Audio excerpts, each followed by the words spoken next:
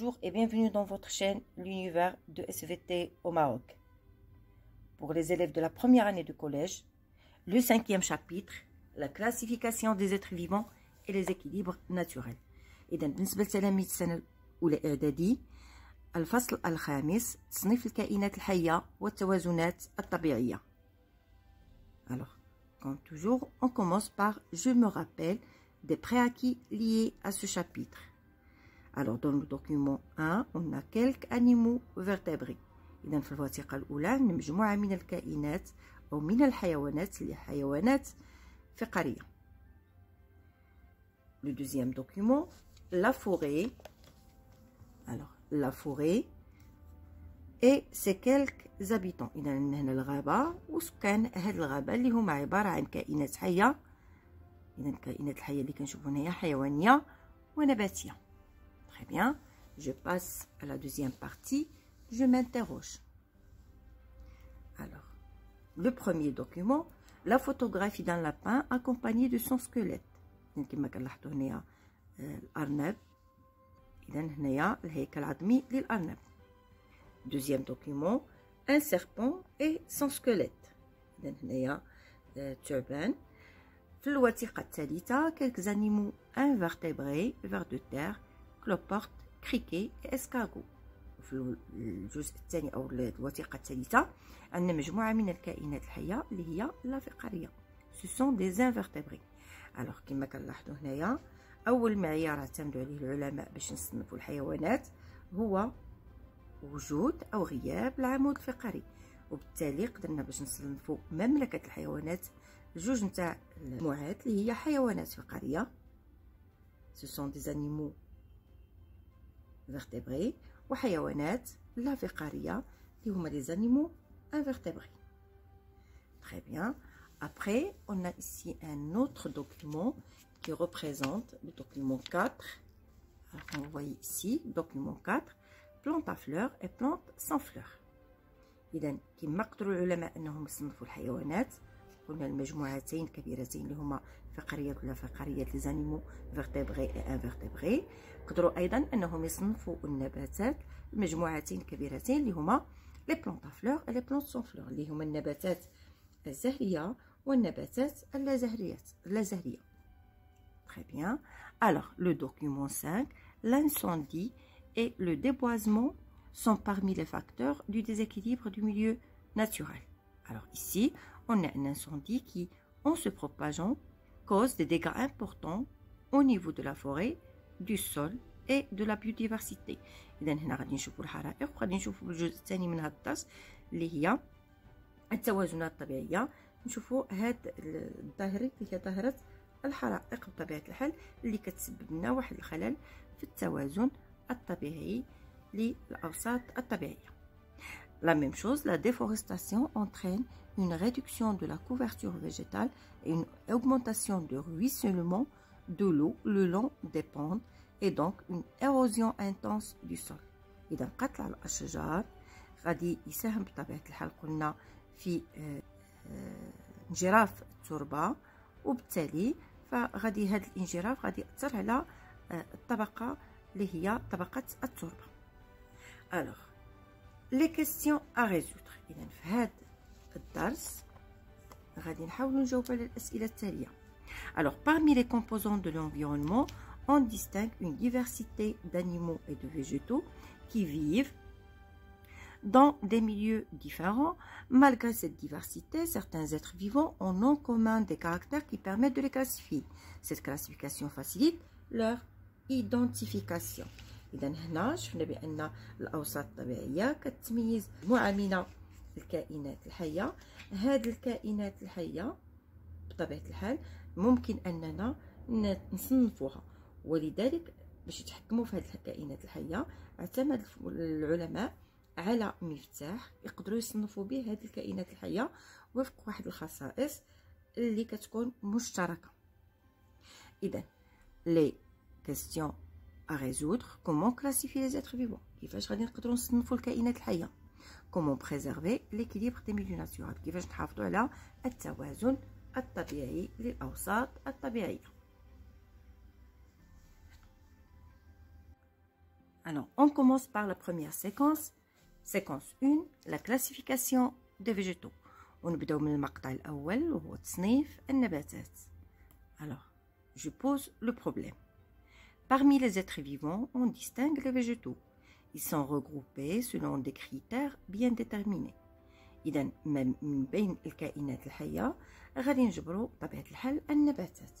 وهاد النباتات نقدروا نجمعوهم في مجموعات وفق واحد المعايير كنسميوهم معايير التصنيف. Très bien. Alors, quels caractères communs permettent de regrouper les végétaux? إذا ما هي هذه المعايير اللي كتكون مشتركة واللي غادي تمكننا من تصنيف هاد النباتات؟ Comment utiliser leur ressemblance pour les classer؟ وكيفاش غادي نستعملوا هاد التشابه باش نصنفوهم؟ Alors, j'ai dit que dans la séquence, on va voir les différents groupes des végétaux. Alors, comme vous voyez ici, l'activité 1, on va faire une recherche de quels critères communs aux plantes ci-dessous. بما غادي نبحثوا على بعض معايير التصنيف المشتركة عند هاد النباتات.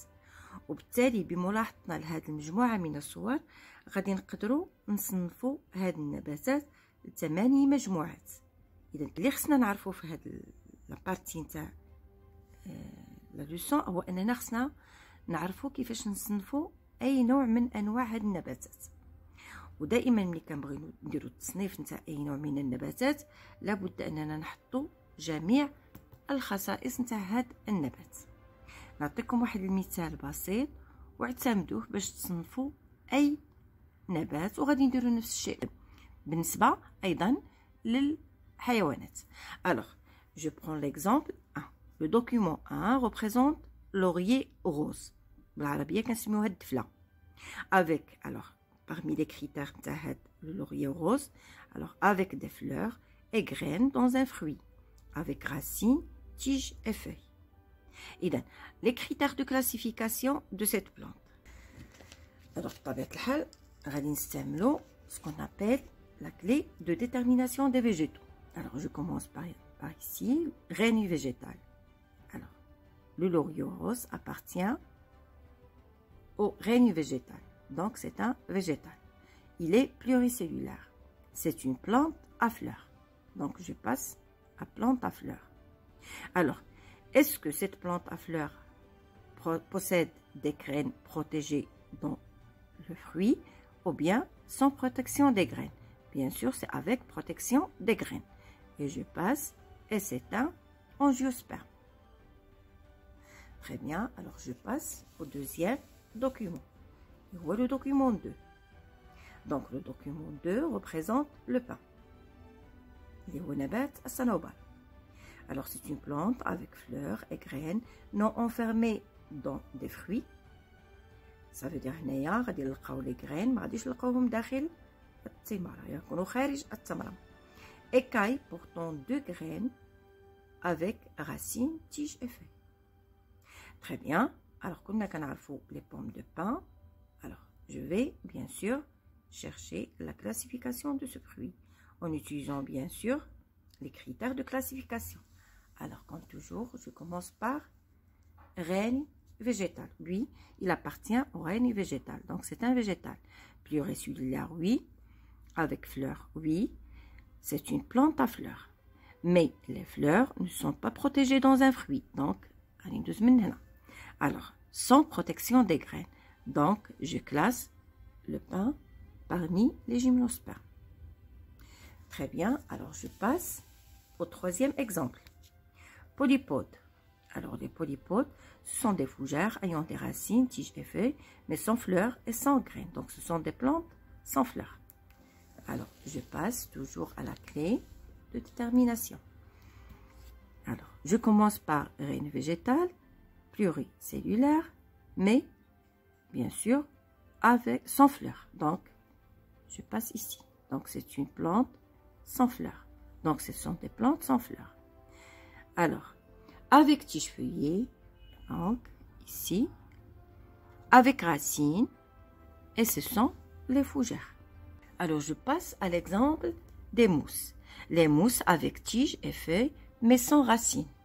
Alors, comme toujours, je passe aux clés de détermination. Alors ici, il appartient au règne végétal, oui. Donc, pluricellulaire, sans fleurs, ce sont des plantes sans fleurs.